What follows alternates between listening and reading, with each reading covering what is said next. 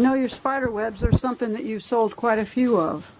Yes. And I think I'd like to tell people how you fabricate them. Okay, here are just a few on canvas. I want to get those spider webs. I mean, You're probably detail. getting them. You know what I mean, the detail. Okay. Oh, pretty. Yeah.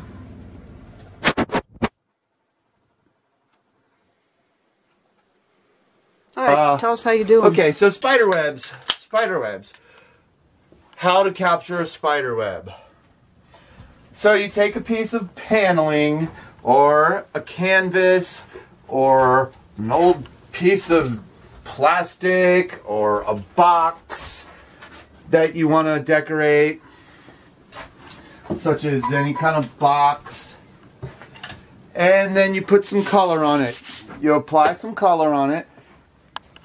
Then you have to know what your color schemes are going to be ahead of time, but you can change up in the middle if something goes wrong with your web. Let's say you've got a particular background set up. You want a white background with a black spider web, and then in the middle of doing the web you break the web. Well, then you can either find another web or move on to something else.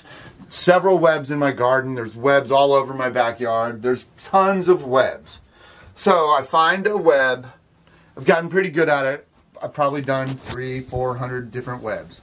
You find a web, you find a piece of paneling, wood, a box, whatever.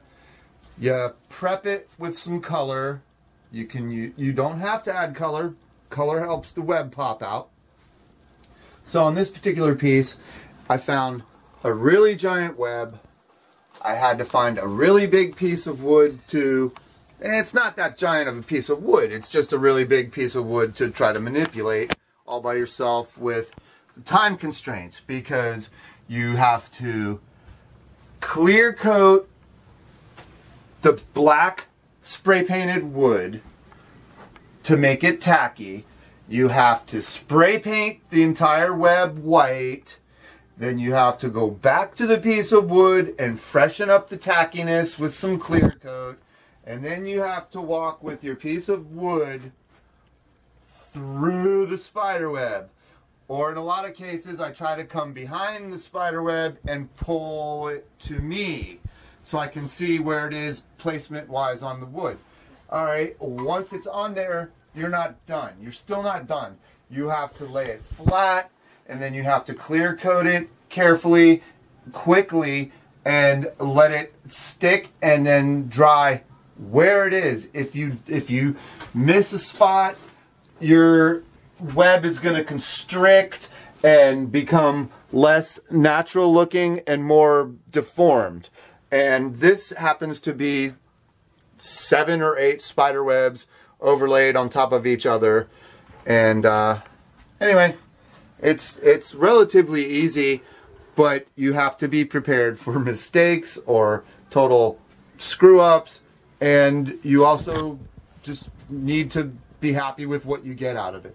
But everyone is a learning process, and over time I can pretty much predict which webs will work the best and become as perfect as I can get them. This colors just change it up a little bit. It gets kind of, well, you've already seen that one.